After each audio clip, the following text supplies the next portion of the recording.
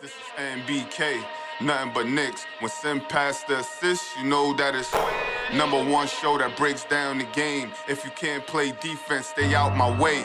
Dribble the ball, come down the lane. 5 seconds on the shot clock, who gon' win us the game? You wanna hear Nick updates and trade rumors? Post-game reviews, this the place you tune in. So tell a friend just to keep the ball moving. Like the page if you feeling the movement. Every game we coming to win. Give us a sob like a player that came off the bench. This is NBK, nothing but Knicks.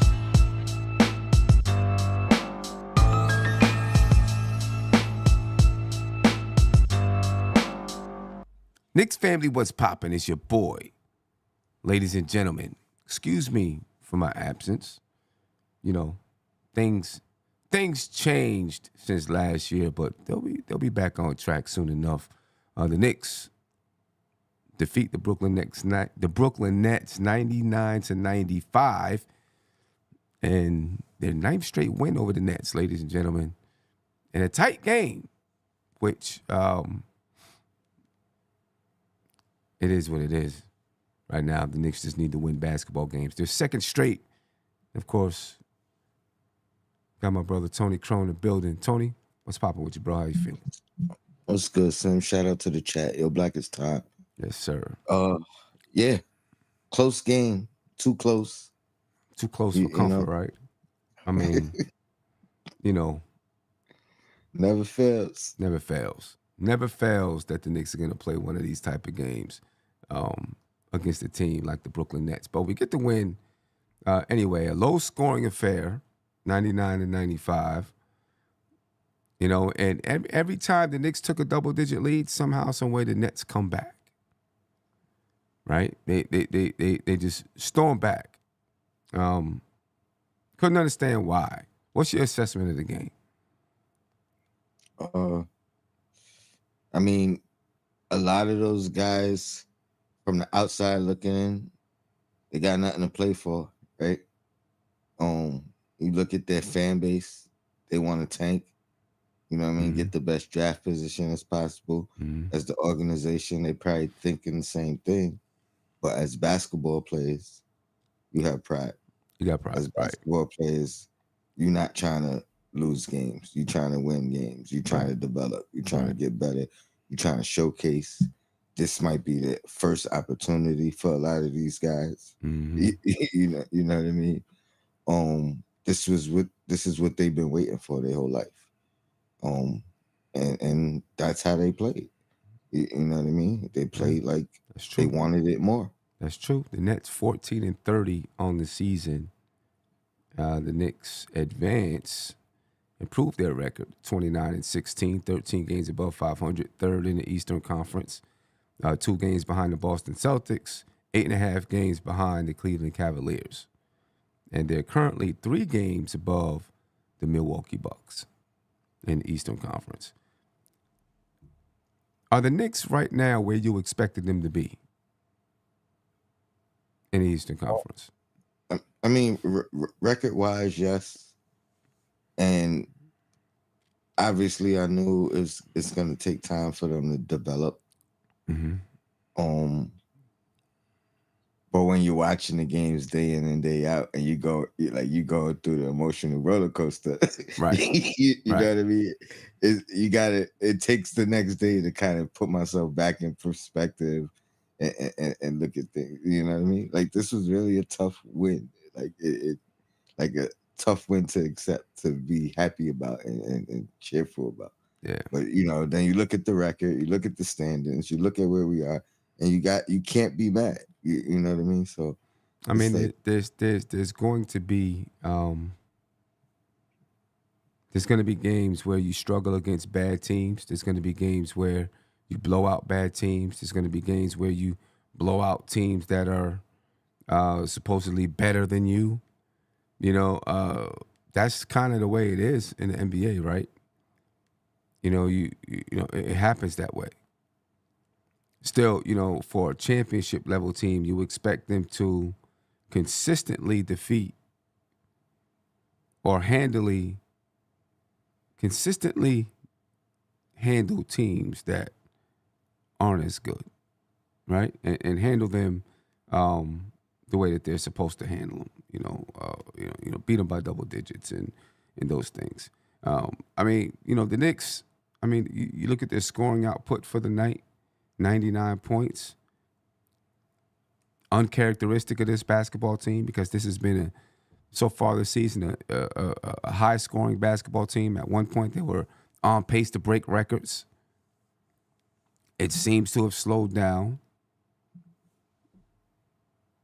Why the slowdown? Do you think, or have teams just kind of, it was the beginning of the season. Teams didn't really know what to expect. Jalen Brunson, Karl Anthony Towns, OG, Mikal Bridges, et cetera, et cetera. And now more teams are able to game plan for the Knicks, right? Because you have more tape on what the Knicks do. But the offense is slowed down. Why do you think that is? Collectively, a lot of guys, or I should say individually, a lot of guys are in slumps. I think OG's in a little bit of a slump. Mikal was in a long slump. He kind of bounced out of it and then went back in it. So he's back and forth. Brunson's the same thing. I think he's been in the slump. And then he have a couple of 40-point game, 34-point game, whatever. But in the mix of those, he's been in the slump. Like Cat's really been the most consistent. Nick, and then and Hart has probably exceeded expectations in a sense. But Bridges, OG, and Brunson, shooting wise, have been all inconsistent, or they've all had mini slumps throughout the year. Yeah. I mean, tonight, the Knicks shot 46% from the field, but only 28% from the 3-point line tonight. And when we look at the box score, as far as shooting tonight, the Knicks were led in scoring by Karl Anthony Towns, 25 points, 16 rebounds. He shot 61% from the field. Yeah, he shot well. Brunson probably brought his percentage up in the fourth quarter. In the fourth, right. You know what I mean? But throughout the game, he wasn't shooting well at all. Yeah. Mikal didn't shoot the ball well. Yeah. OG, OG was all right. OG was okay. 10 shots, 44%. Brunson was 38.9% tonight, 25% from the 3-point line. Yeah, and that was with a hot fourth quarter. You know what I mean? Right. Could have been tired legs. Yeah, back to back. Back to back. Right. The good thing is they didn't have to travel far. You know what I mean? They didn't have to travel far. Brunson had 17 points tonight after an explosion last night. I thought he should have facilitated a little better tonight. What do you have? 3 assists? 4 assists. 4 assists tonight. I guess Tibbs was talking about Brunson and was talking about, the way for him to advance his game this year was to facilitate more. And they've been asking him to facilitate more. Yet still he took 18 shots tonight, which were tied with OG and Cat. Right? There was a point in the season though where Brunson was every night getting 7, 8, 9, 10 assists. That's also slowed down. And I know, you were having a discussion the other day with DJ Shuttle about Brunson and, the dribble attacks, right? What do you think that's due to? Because it's kind of coincided with the offense slowing down.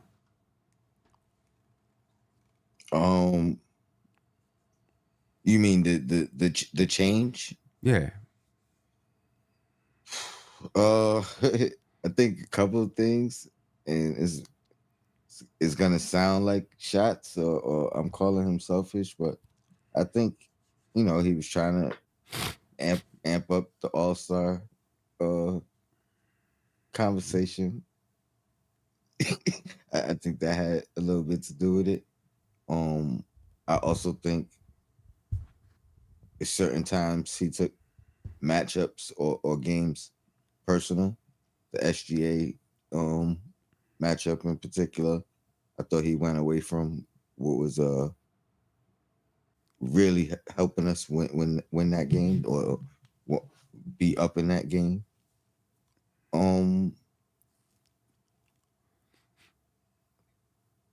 I don't know what else. I mean, that's what Okay. that's the only thing I could point out for him individually.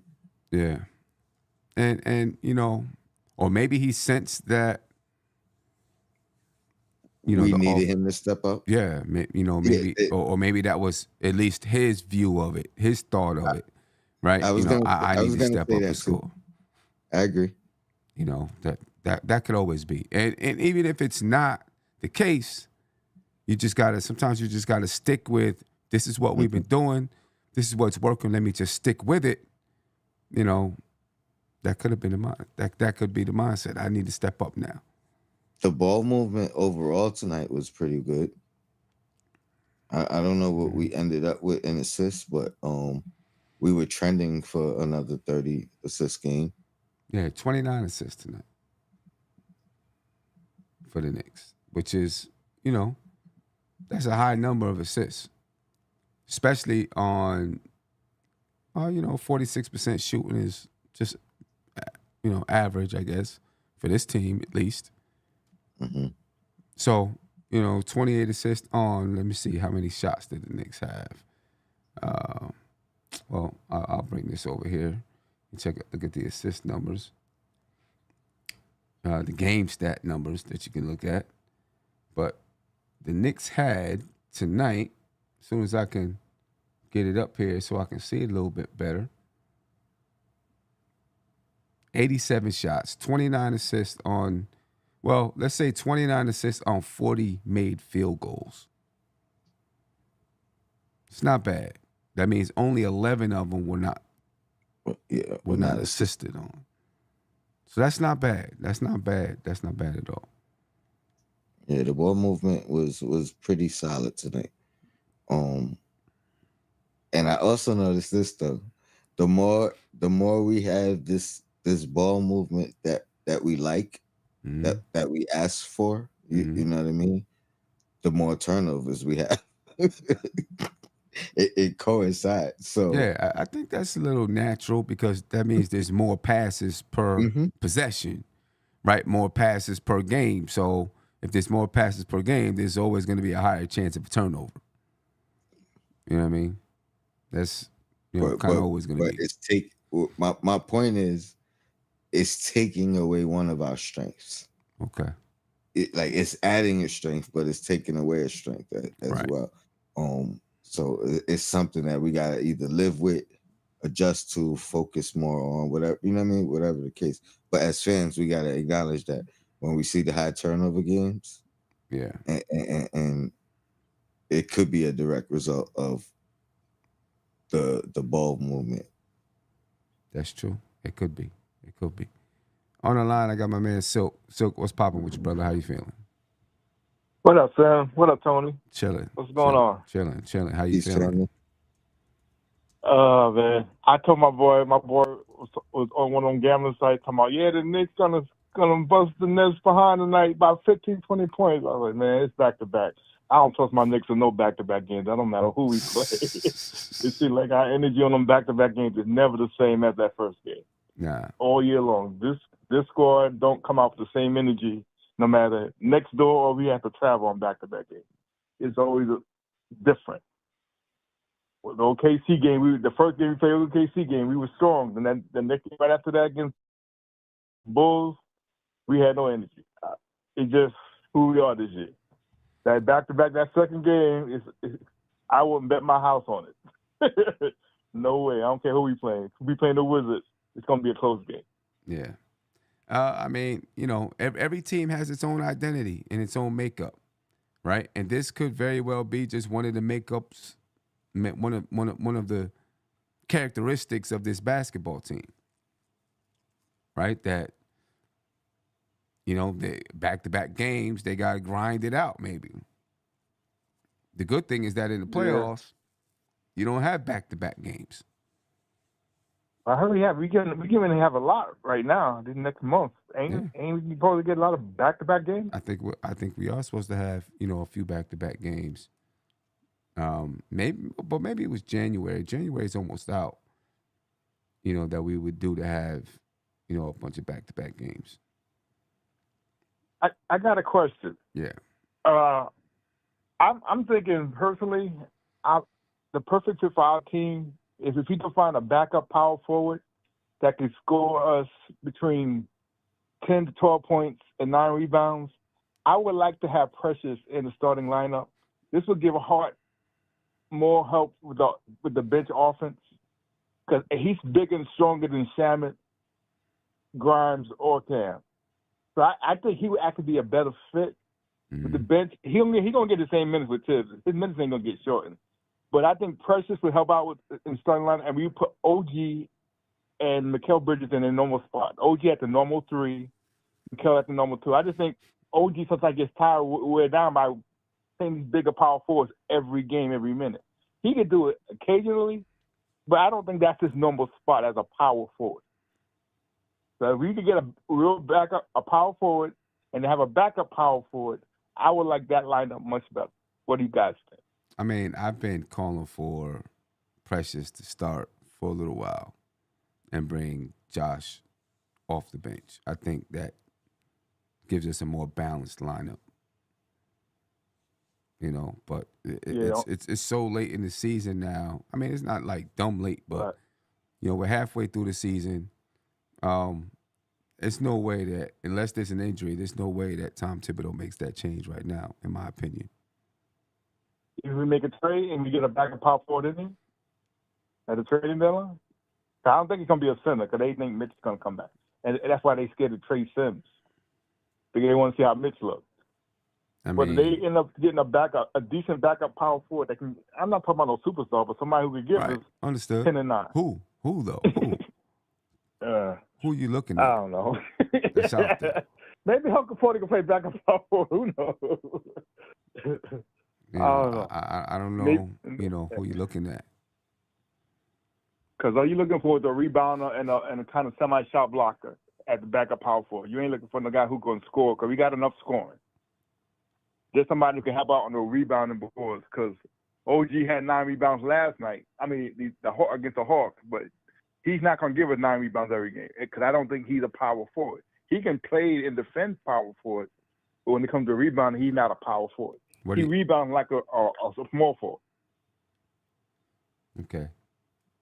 That's why I would like to have a rebounding power forward next to OG and put Mikal at the 2 where he can check those smaller 2 guards that he's much bigger than.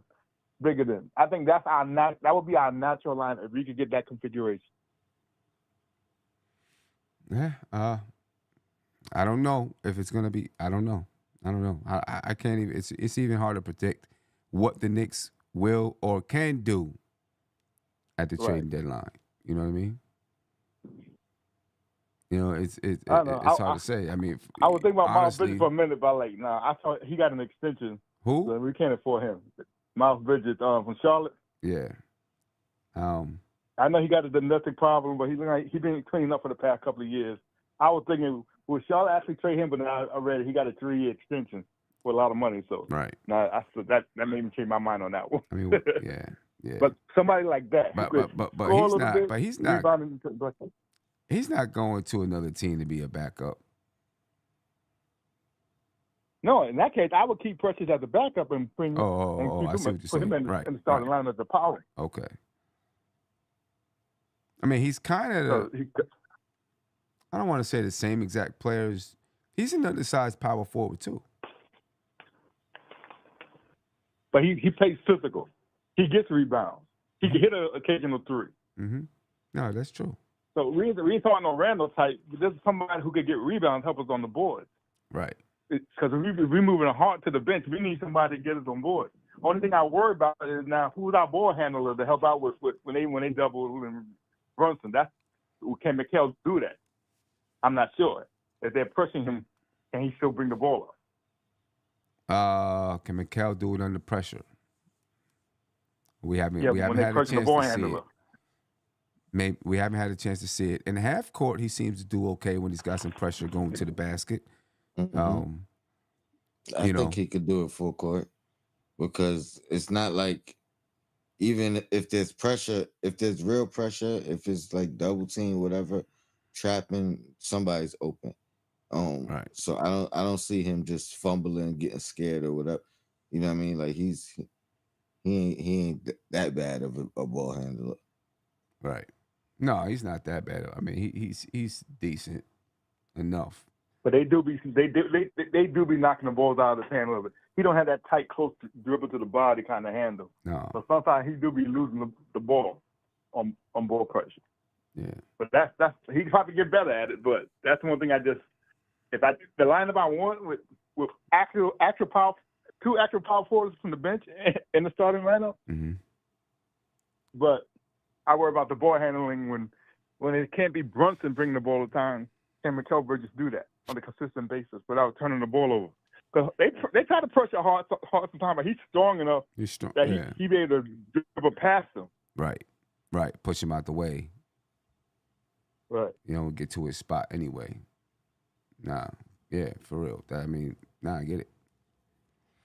You know, I don't know. I feel like this team is basically going to stay where it is and who it is through the deadline, throughout this season, and then maybe in the off season is when, you know, there'll be more additions to this team.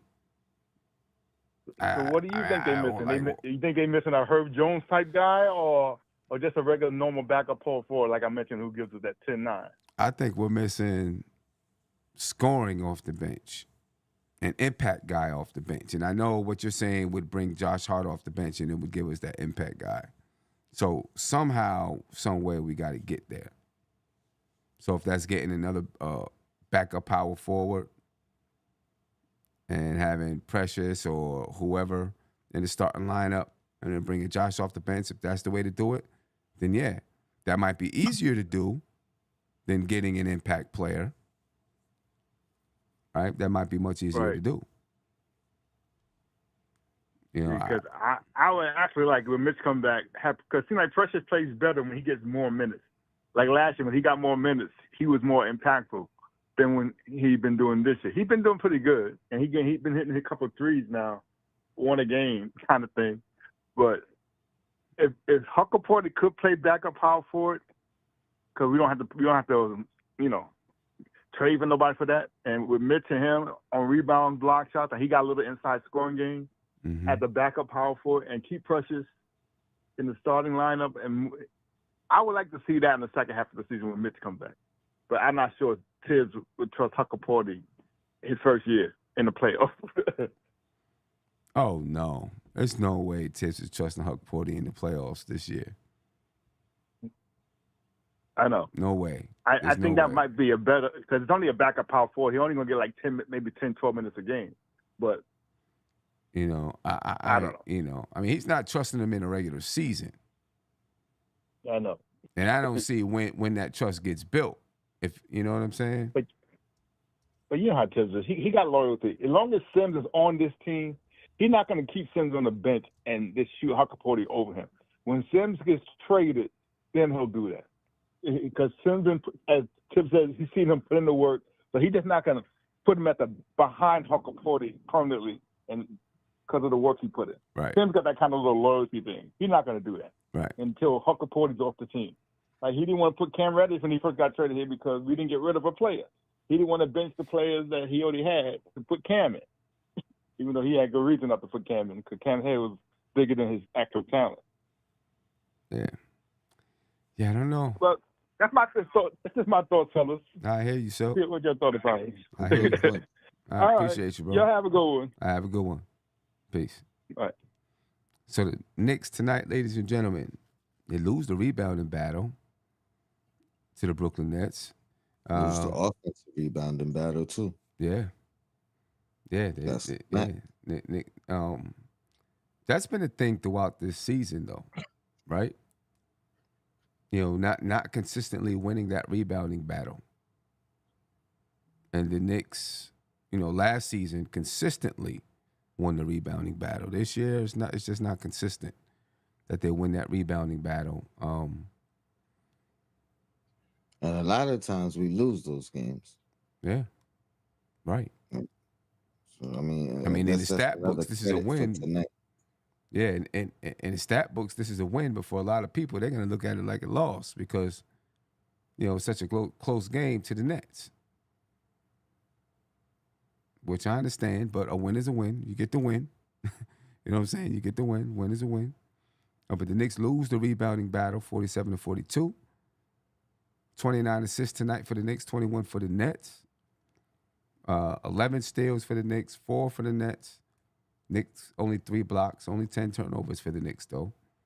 46% from the floor, 28.6% from 3. The Knicks their 3-point shooting has dropped a little bit over the last, few games. You've seen them shoot poorly from the 3-point line. 78.6% from the free throw line. The Knicks dominate the paint. Brooklyn wins this battle of the second chance points. Of course, they won the rebounding battle, so it makes sense. And Brooklyn wins fast break points, 17-16. The Knicks pull out the win, though. I guess that's the thing to take away. They pull out the win tonight versus Brooklyn, right? And then what we say, they go on a little bit of a break. Play Saturday, so that's get a little bit of a break. Go into the break with a 2-game winning streak, if you want to call that a streak, and hopefully get a little bit of rest and recalibrate. I mean, it's not a long break. I don't even think. I'm conflicted. Do they need a break or do they need a practice? Well, they get a chance to practice, though, over the break. You know what I mean? They get a chance to practice over the break. Hopefully. They play Sacramento, which is going to be a tough game, of course. Yeah, they're hot. That's going to be a tough game. Sacramento's 22-20 on the season right now. That's going to be a tough game. They can win it, of course. Sacramento right now is 8th in the Western Conference, right? And they're 9-1 in their last 10 games. Big climb. It was at the bottom of the West. Yeah. 2 months ago, month and a half ago. Yeah. Well, they 10-2 since they fired the coach. Sean Richardson said, no team in the NBA have superstars coming off their bench. That evil coach just is incapable of utilizing his whole roster. We're not talking about a superstar coming off the bench. We're talking about an impact player. There's two different things. It's 2 different things. The minutes police are always out. That's okay. We can deal with that. I mean, 9 players were used tonight. It wasn't quite as good as last night, but it was like, he ain't hit the 50-minute mark for the bench. But I think they had a couple of 16, 17. Well, Deuce played 18. Precious played 17. Campaign played 9-11. Yeah. Landry played 6. And Cam and Shamet played very well in the first half. Shamet didn't even get to come back in the game. What do you think is up with Shamet and why he's not? Because I thought Shamet was going to be a guy that's getting the same type of numbers as Deuce and Precious. Well, I think the reason he keeps getting opportunities is because of his defense and his defensive effort. Right. I think the reason he keeps losing opportunities because he hasn't impacted the game offensively at all. And I think the main reason they brought him in was as a shooter, a sharpshooter. Right. And although his defense has been a plus, and I think that's what has, got him the second, third chances after sitting for a couple games or whatever. Yeah, he just hasn't impacted offensively. Right. Right. That's the big thing right there. He hasn't found that impact offensively. You know, Sean said, same campaign comes off the bench, scoring at a high rate, and coach pulls him. How do you explain that? Some nights it's at a high rate, some nights it's not at a high rate. That's the only thing that I can tell you. You know, that's I how will it is. say tonight, I mean, he had what he had 18, 17? Who campaign? Yeah. 9 minutes. No. He had 9 minutes. Tonight he could have had more minutes. Like I thought he impacted the game in the first half, Mm-hmm. and he didn't make his three in the second half, but I thought his defense was impacting. You know what I mean? He was on a short leash in the second half for sure. And the second unit brought us back in the game in the first half. Mm-hmm. And I think they did that last game too against Mm-hmm. the Hawks.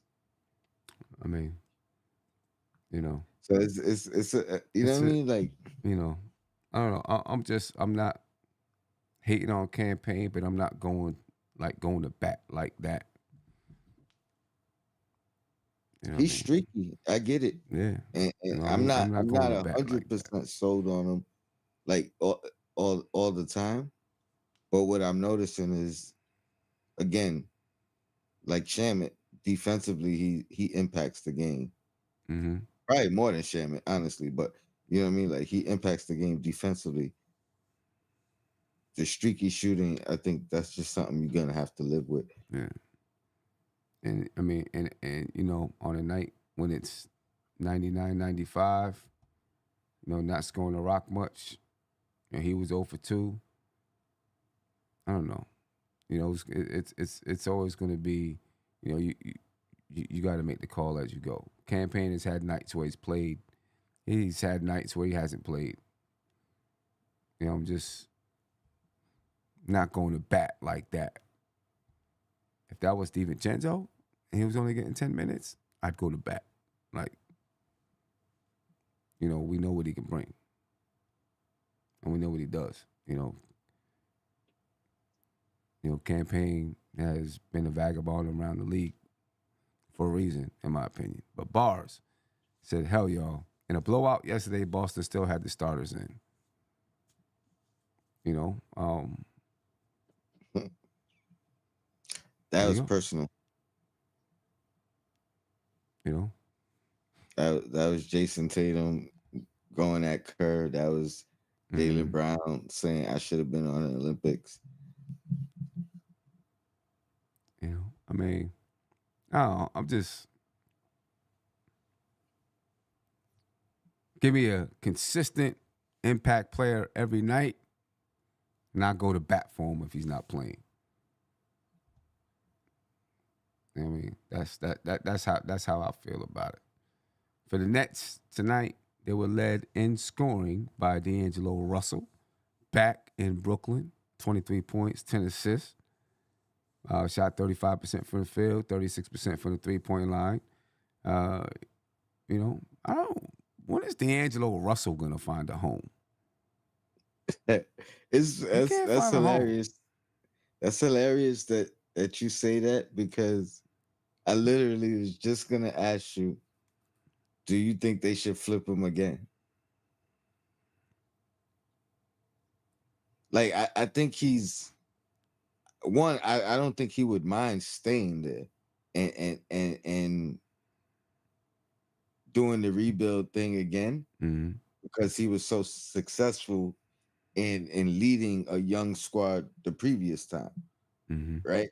And it looked like he found a home the first time he was with the Nets. So I don't think he would mind staying, but just from a business standpoint, considering where they are, collecting Right. picks, Right. collecting assets, Right. rebuilding, like they could literally flip him again before the deadline, and you know what I mean, collect more assets. Yeah. It could be. That's crazy, man, because he can play, but he can't find a home. Can't find a home. And honestly, that's why, like, sometimes you call a guy a journeyman. I don't think it has to do with, like, when, like you just said, Cam been around the league for a reason. Now, it may not be the same for Cam and for D'Lo. You know what I mean? Obviously, as talent, but some people would categorize the same thing for D'Lo and say, "Oh, I mean, you know what I mean?" But I would too, because there's a reason somewhere. It's not. I don't think it's the stats, right? Imagine having D'Lo coming off the bench. You would say we need to play that dude, right? Like he needs minutes. He should be getting minutes if we had D'Lo coming off the bench, because we know he, we know. You know what I'm saying? I'd be going to bat for him. I'm not doing the same thing for Cam. I just don't feel like he's that. My point was, sometimes you're traded a lot because you're valuable, not because, you know what I mean. Like the same way. That's true. One team is trying to get rid of you, but that means another team wants you. You know what I mean? A lot. It's not always a throw-in. It may be along with some right. throw-in. I mean, you know what I mean? but there's also a reason that you're not staying on teams too. You know what I'm saying? That teams are like, yeah, we're willing to get rid of this guy. We're willing to move him instead of, no, we need to keep him. You know what I mean? It has to be, it could be locker room presence, something that you bring in the locker room. It could be something somewhere. I mean, you know what I mean? We followed his career though, like D'Lo in particular. Right. Like the locker room big, we know. probably could have got him out of the Lakers. Right. You know what I mean? But he revitalized his career. It looked in Brooklyn. In Brooklyn. Yeah. You know what I mean? And that really looked like he found a home. Yeah. And they decided they wanted to they was trying to go for it again. Yeah. Fred Wong said, we gotta stop playing favorites. If Brunson doesn't have it going, it's okay to just play him 20 minutes and let someone else get their shine. I'm gonna tell you this. It's not happening. It's not happening. But when you have a player that's as good as Brunson, the impact that they have is, even if they're not hitting shots, the impact that they have is different. The gravity that they have on the basketball game is different. And no one is going to be able to tell me different. You know what I'm saying? Will there be nights when maybe someone else has that gravity? There will be 1 or 2 or 3 nights throughout the season. But for the most part, a guy like that has a different gravity. When the ball is in his hands, everybody else on the opposing team has to pay attention. Whether that person is hitting or not, they have to pay attention. Campaign doesn't attract the same attention. I'm sorry. Neither does Shaman. Neither does Deuce. You know what I'm saying? That's why you get guys around the league, stars around the league. When they're not going well, they're still in the game because they attract attention. They bring gravity, which opens it up for other people. There's a difference. This is what I say. Can you put it back up? Yeah. If I could find it. There we go. All right. We got to stop playing favorites.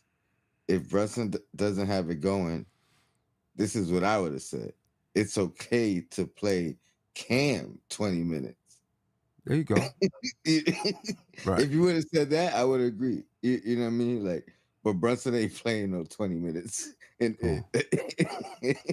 any game this year, unless if something bad happens. Yeah, it's not happening.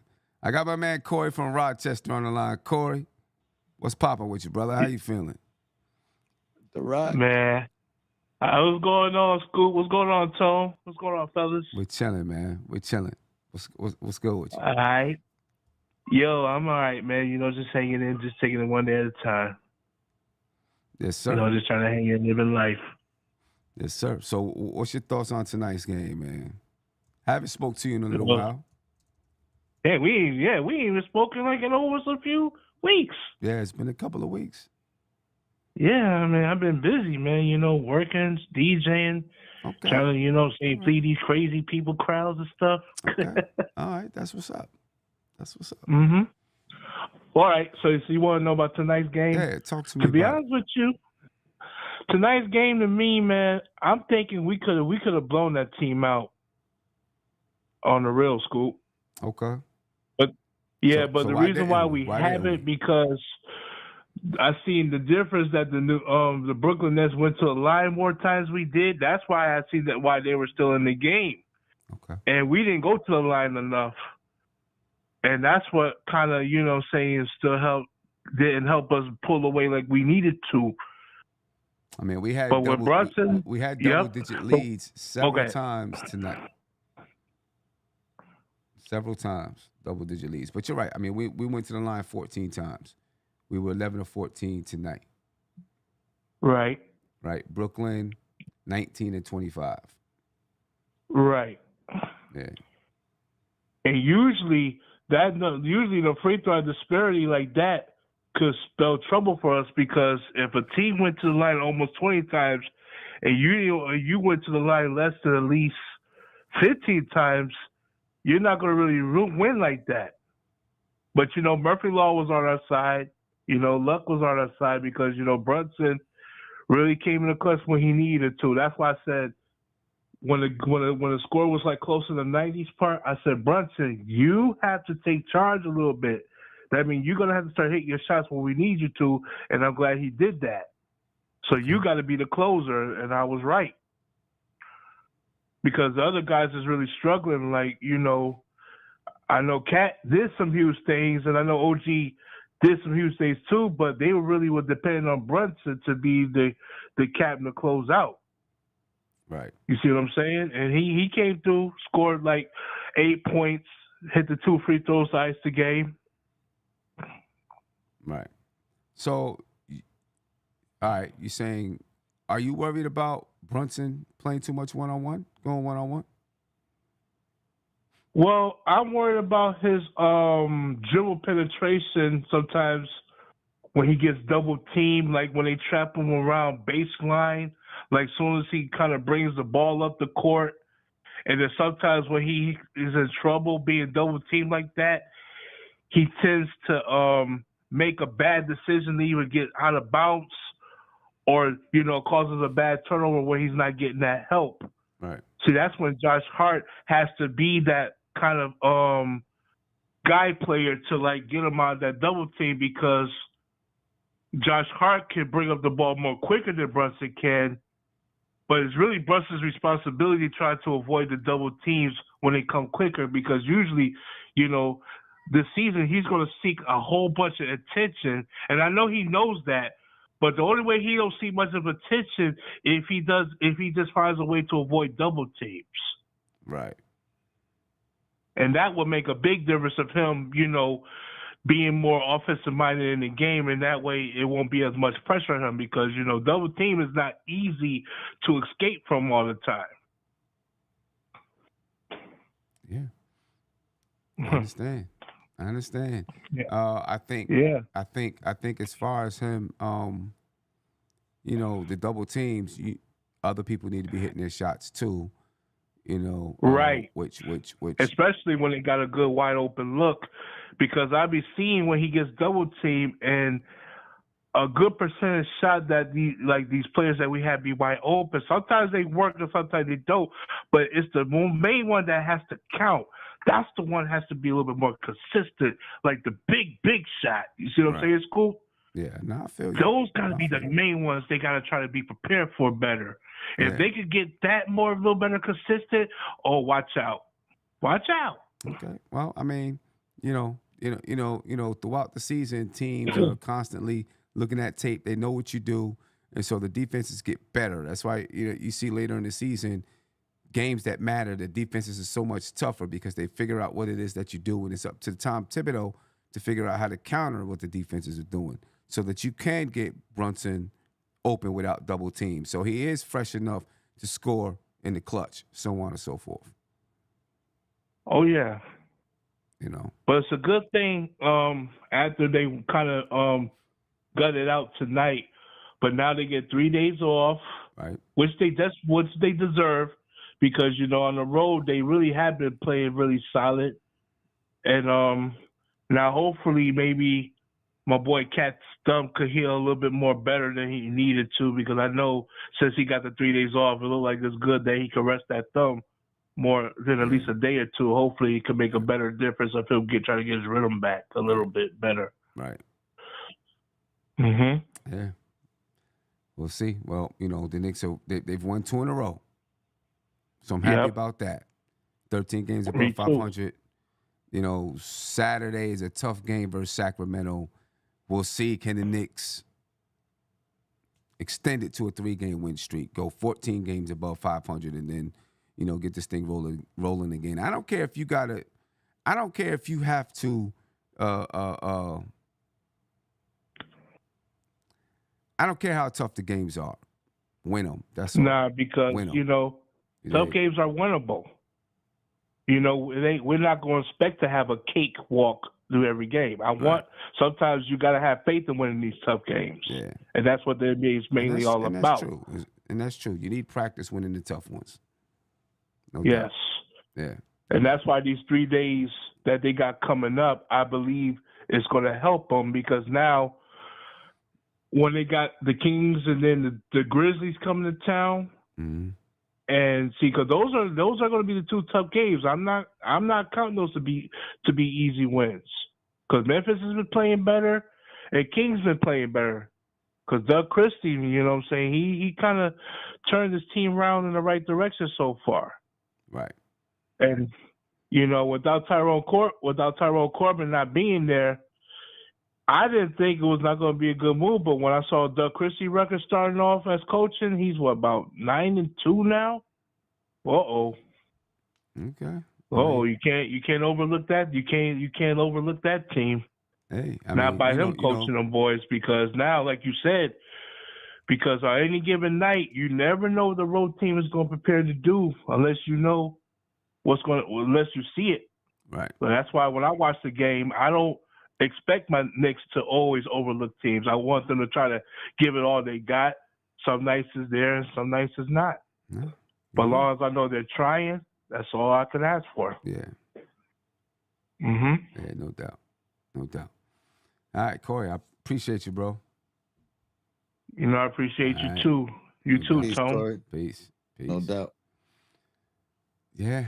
Let me see who we got. Fred Wong, thank you for the super chat. He said, that's the reason we lost in the finals when Pat Riley didn't want to take Starks out the game. Use your bench. They need the minutes for confidence. I think that's a fact. I mean, yeah. I mean, it's Starks, right? I understand that. But Starks also got us to Game 7. Right. In Game 6. You know what I mean? Or Game 5. Your bench, they need the minutes for confidence. I don't think Campaign is used to what he's receiving right now. This is what it's been happening to him throughout his career. I'm sorry. He knows what Campaign has been almost out the league. He's been in the league. He's been a starter. He's been a bench player. He's experienced. So he knows, he understands what to do. He knows how to be ready. I don't think it's a confidence issue. Neither Shamit either. You know what I'm saying? I think both of those, they both are in the same type of situation. They know what it is in the league. It's not confidence. If they were 20 years old, 21 years old, I could understand it. They're not. They've been around. They know what the league is. They know what the league is about. That's that's just the way that I see it. Any player of the game tonight for you? I'm going Cat. I'm going Cat. I mean, he has some big. Even though we didn't win the rebounding battle, I mean, I thought he came up with some big offensive rebounds, offensive putbacks when the game was getting real. What's that word you like? Mucky. You know what I mean? And yeah, I'm just going with Cat. Like I thought he shot the ball well. Yeah. Um, Good game for him. 25 points, 16 rebounds, 6 assists, 3 steals, 2 blocks. You know, yeah, nice couple and that's a nice ones game. at good times. Yeah. It's gonna be interesting to see, and I think Brunson is our closer, but it's gonna be interesting to see if Cat has that opportunity, especially like in a game like this. You know what I mean? When he is playing well, and I don't think this is one of his best games by far, but you know what I mean. But I'm just interested to see if he gets that opportunity at some point. Yeah. And I mean in the game, not like Right. consecutive. You know what I mean? Like, all right, it's my team now. Yeah. Yeah. Because I feel like honestly, I feel like we got 4 out of 5 of our starters, and you could put Josh Hart in there too, can win us a game by taking over. Josh Hart, he's gonna take over in a different way than the other 4 possibly could. But I think all of them have that in them. Right. Right. What do you want the Knicks to do at the deadline? It's coming up. Couple of weeks. What is it? February 8th, right? Couple of weeks. Knicks will be at the deadline. What do you want the Knicks to do? What can they do? If I'm advocating for something, I, if I'm advocating for something, it's probably not moving Mitchell Robinson. It's probably like out of all the smaller trades that I've heard, and I know I might have mentioned it here, but wherever I mentioned it, nobody really liked it. But of all the small trades that I've heard, I would do the Sims for Alec Burks. I think he could come in, he could stabilize the bench. I think he gives us some ball handling.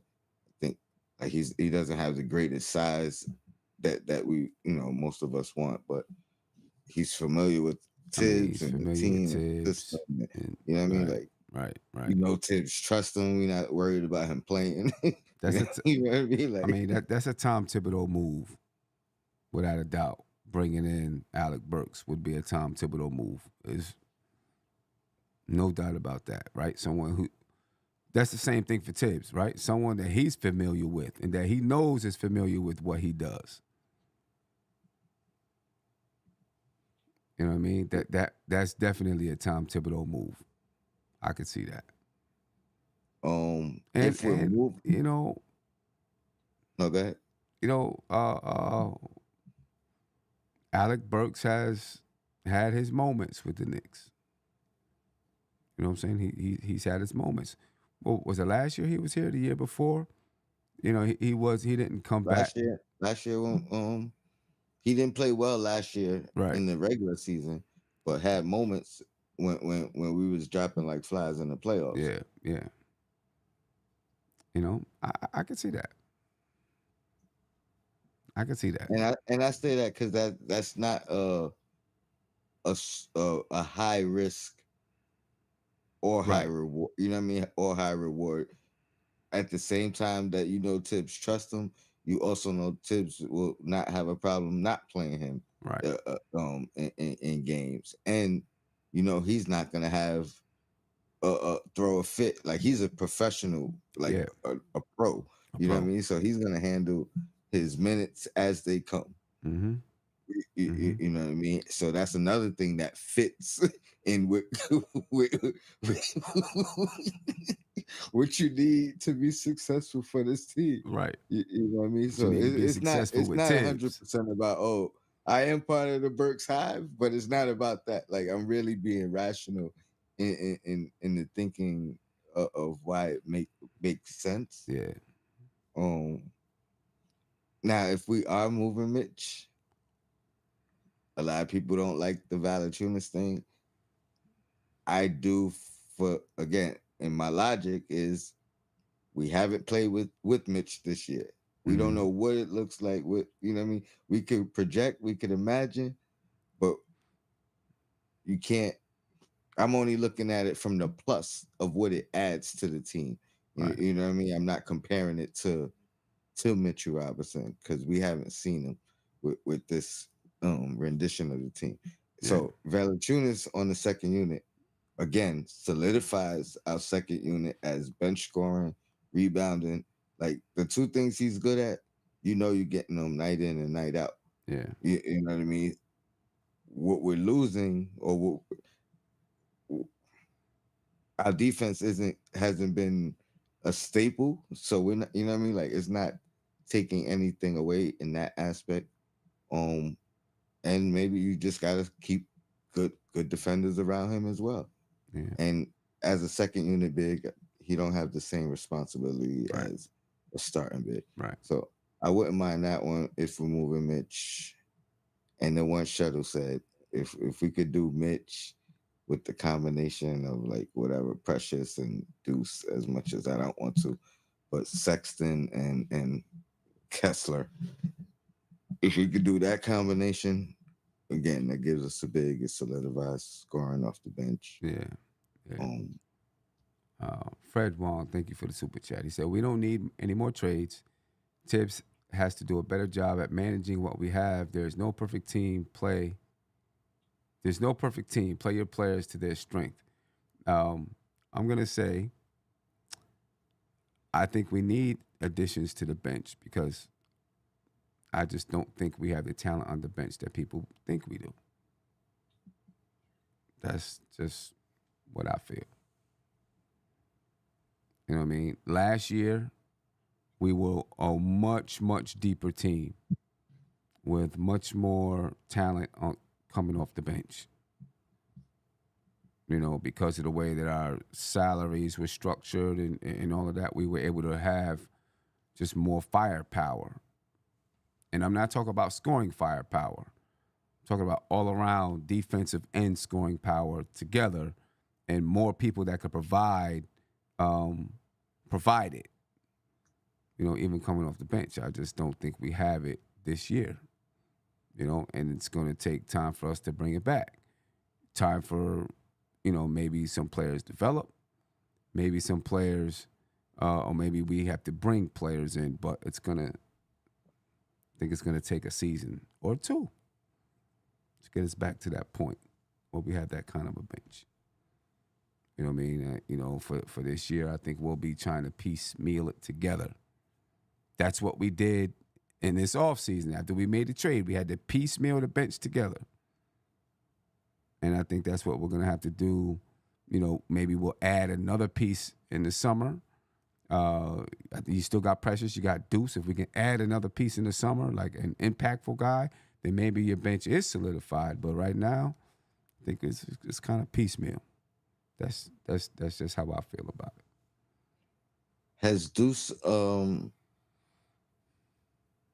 exceeded your expectations, met your expectations, or under your expectations? I actually thought Deuce was going to be 14 to 15 points per game this year. I don't know where he is right now, but that's what I thought we were going to get from Deuce this year. I feel like he's shooting the ball better than ever. Yeah, I think he is. And it doesn't seem like he's impacting the game as much as last year. So I don't know if that, and again, this may be something that the chat is like, he's not playing as much. He needs to play more. And that could be true. true. Maybe you know what I mean. Maybe that's true. Maybe it's not. But I feel like he's shooting the ball well. I feel like he's having a great year. But then I look at his numbers and it doesn't seem Yeah. because he had like 9 points per game. 9 points a game. He's getting 23.5 minutes per game. So it was down like 2 minutes. He's shooting 42% from the field, shooting 38% from three. So his shooting is a little bit down from last year. It dipped. Last year he was 45% from the field and 41% from three. He's taking one more shot per game this year as well. So Interesting. yeah. You know. So, all right, I like this question. Sean, if you were the coach, who would you throw into the rotation that's not in the rotation right now? I would probably try that. Oh, go ahead. I kind of gave it away. Go ahead. Yeah, Nadia, go ahead. I would try to give Dadier some minutes, you know, because I like his length. I like his 3-point shooting, you know. So that would be the guy that I would choose. Now I don't see him in practices and all that kind of stuff, and how he matches up against NBA competition, but just from what I know, that's who I would go with. Right, because that's the size, that's what I think we would need in that second unit. You know what I mean? The kid can shoot the ball. You know what I mean? I think he has a nice 3-point shot. He's got some talent, and he's got some ability to be a slasher. You know, in a couple of years, maybe off the dribble. You know what I mean? I think defensively, he's got some learning to do. But that's the guy that I would go with. I would go with Dadier. He also seems like he plays up and learn, like will be a fast learner. Yeah. Or improver, if you know what I mean. Like he figure out how to get out of situations. Yeah. I wouldn't be mad at him either, but I would probably pick Porty. If I'm looking at how the year has went, and you know, we were saying this early in the year. A lot of us hug Porty in the Sims minutes all year. I feel like we would have been more productive. And you know, it probably would have been a little bit of a learning curve and maybe some mistakes. But if he had the same opportunity Sims had all year long, I think it would have panned out. He would have shown more. You know what I mean, than what we've seen from Sims. Yeah. So that's the way I'm looking at it. But I like what you're saying with Dadier because he brings things that we kind of don't have and we could use. Yeah. You know, that also probably would cut into the minutes of Mikal and OG and I mean, and I'm not saying that as a negative. Those are the two guys leading the league. So yeah, and Nick Yak is saying that he hasn't hit threes in the G League. You know, I get it. You know, it's got to start. It's got to start there. You know, that's where he is right now. It's got to start there. But I think, you know, eventually that guy is going to be a rotation player. I don't know about this season, but I think he's going to be a rotation player one of these years. I think he might have all three of those guys will have the opportunity to be like Deuce. You know what I'm saying? You know, start off not really playing, honing their skills in the G League, and then, you know, they get an opportunity. I mean, right now, Kolek has gotten the most opportunity, right? Because because Deuce was out, you know, injuries, whatever. You know, he's gotten the most opportunity. You know, yeah, so. And I think there is an argument for any one of our rookies to play. And I've said this before. I just think the argument shouldn't be for all of them. You know what I mean? Like, so if individuals could pick in one, like, oh, he should play. I think there's an argument for everybody, but there's no legitimate argument that they all should be playing. You know what I mean? Right. Like, Right. not where we are as a team and where we aspire to be as a team. Yeah. I think that would be too risky. Yeah. What do you think about this Sacramento game?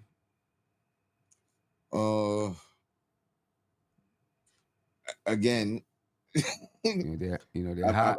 I'm not overconfident. I don't, you know what I mean? Like, it could go either way. If we play our best basketball, we could win. Mm-hmm.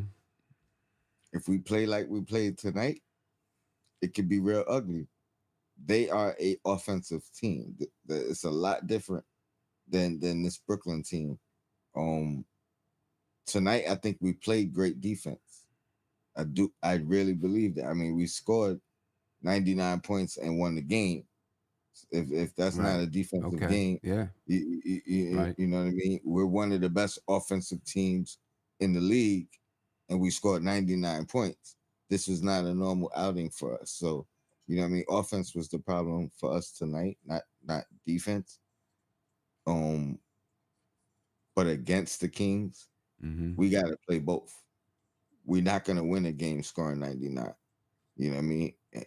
Because our defense is not that good to keep them to 99.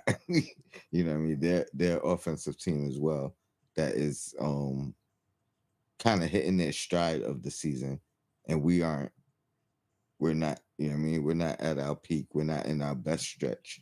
They are. Right. So right. they're dangerous. Right. They're definitely definitely a dangerous team.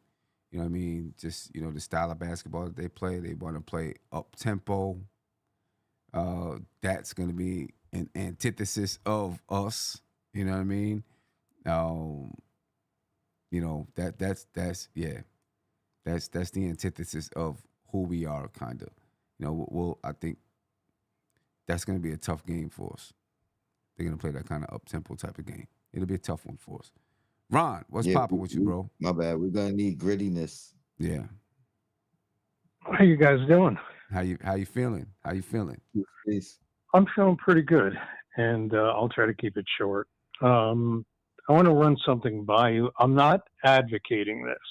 Okay, I'm not suggesting this. I'm just suggesting a possibility. Okay.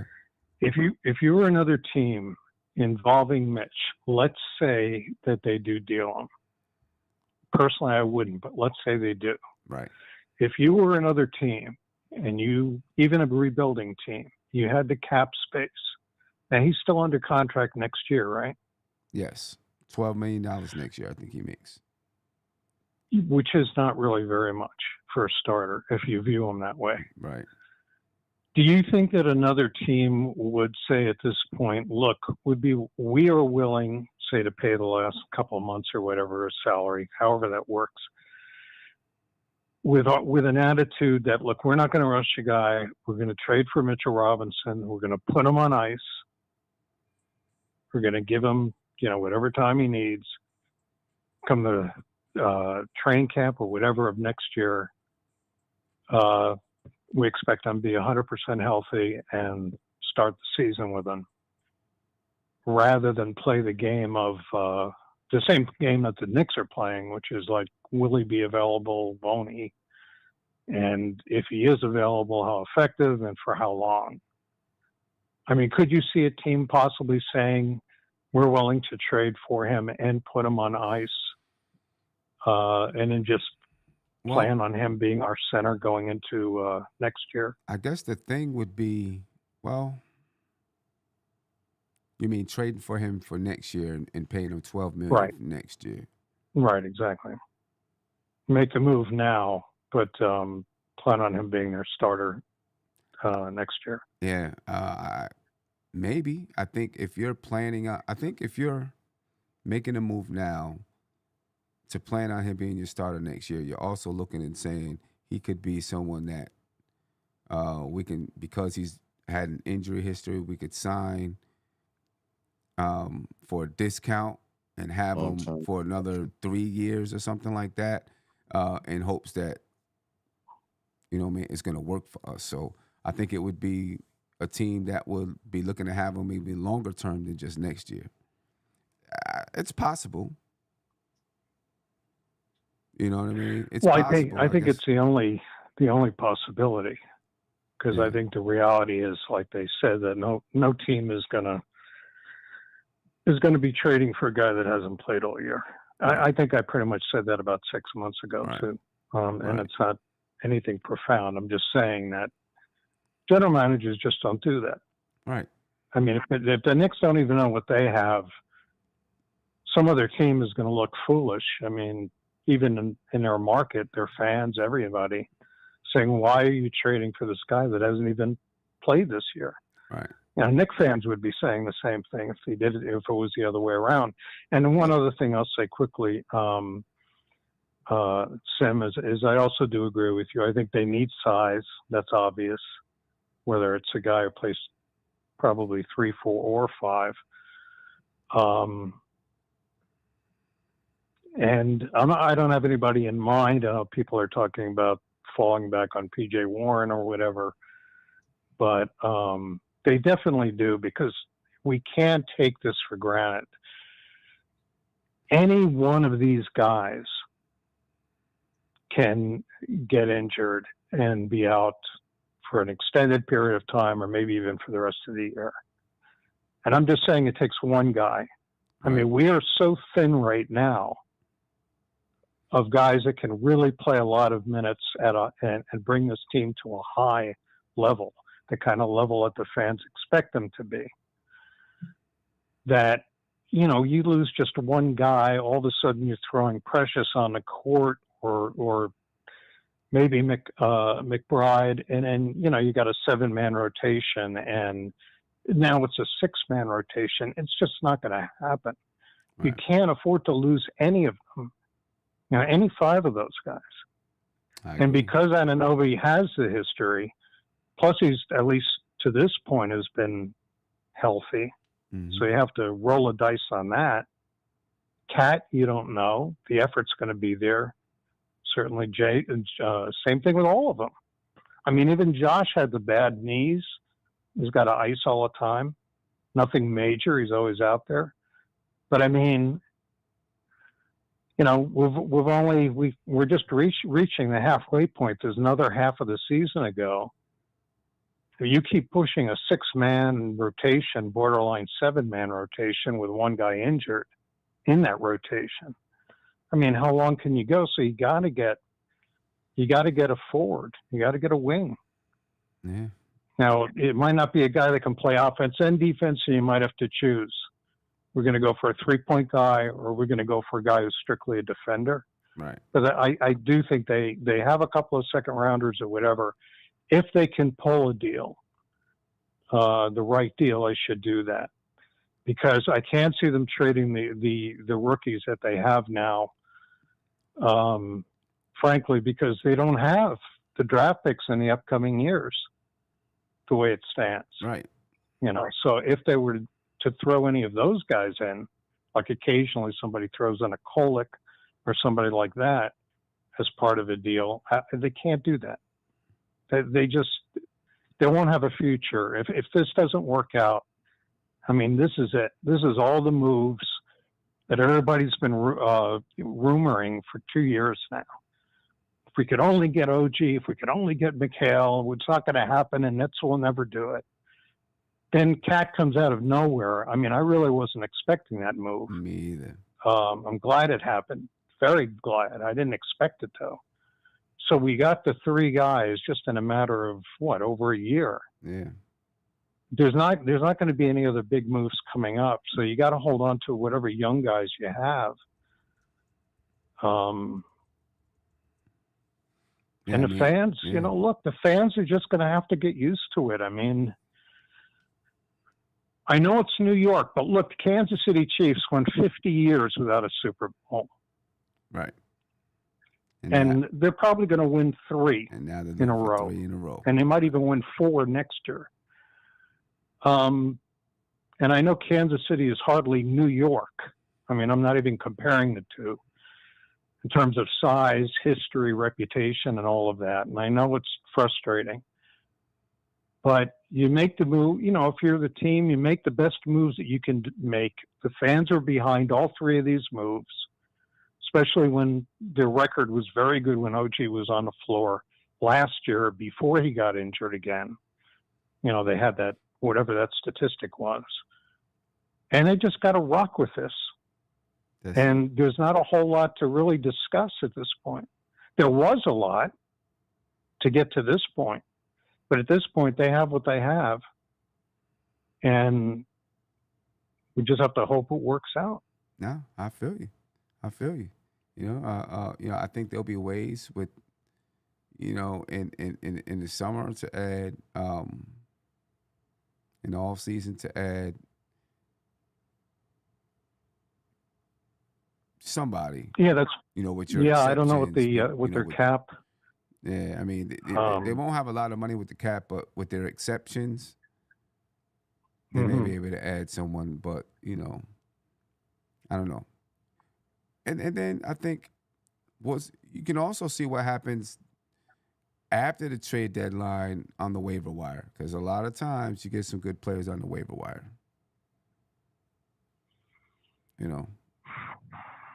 So, we'll see. We'll see where that goes. Ron, always love to hear from you. Yeah. The question, and this is probably a stupid one, but we talk about things. You talk about things.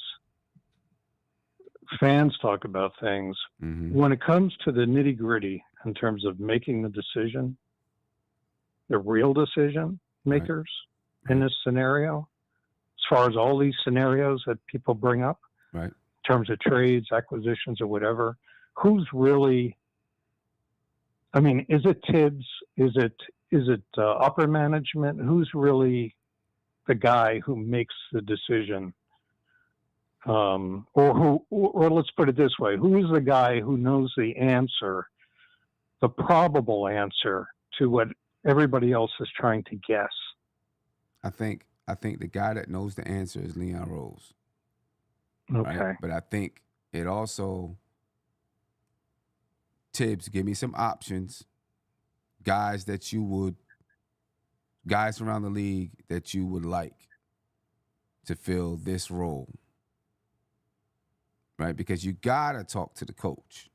You got to. You can't just go make a move like you did with Cam Reddish. You can't just go make a move. You got to talk to the coach. Give me some options, and then we'll work our magic and see if we can get one of those guys. And then, or if something else comes up, hey, Tibbs, what would you think about this move right here? You got to, because, that's the guy who's got to coach the team. Do you think there are guys that Rose likes that Tibbs doesn't like? Probably.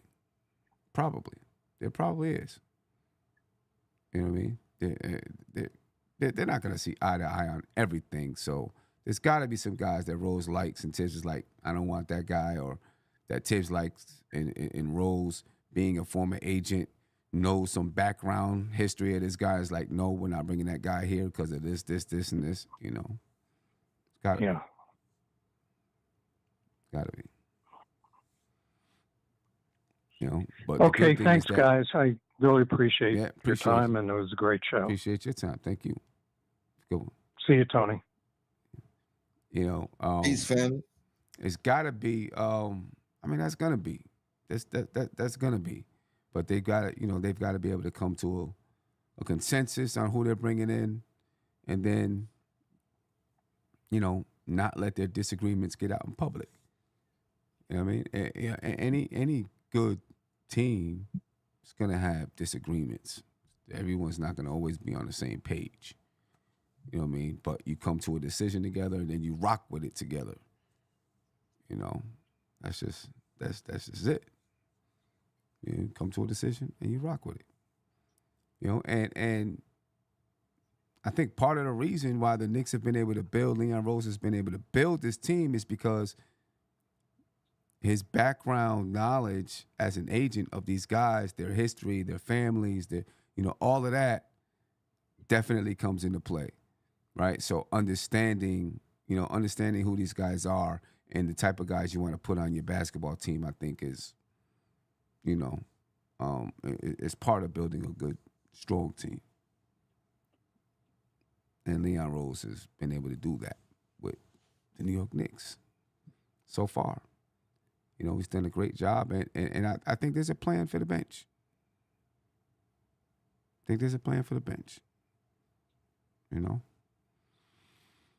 Anyway, we ready to do a losers lounge. We didn't get a chance to talk about Atlanta. Well, I guess let's talk about that real quick, though.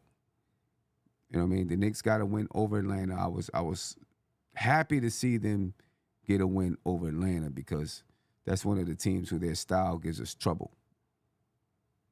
Right? That pick and roll gives us trouble. Trae Young gives us trouble. How'd you feel about that win? That was a great win. Bounce back game. Coming off the loss.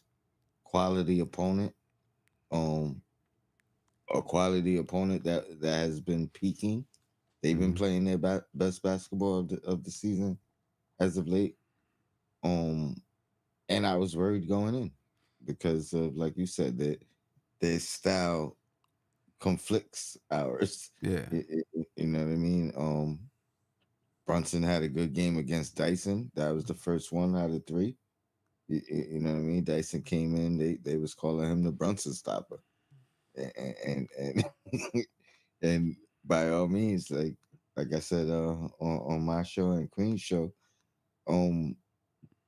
he's been a defensive guy all year. Like he's been in conversations for all defensive team. Dyson. So right, that was good to see Brunson figure that out. The coaching was good. I think he used the bench pretty well that game. And yeah, I mean, yeah. I think it was a really good win for the Knicks. You know what I mean? You need to get a win over a team like you might face them in the playoffs, and if you struggled with them, you need to get a win. To prove to yourself that you can beat them. So it's a good win. Also, potential playoff matchup. And, they right now we the 3rd seed, they the 6th seed. Mm-hmm.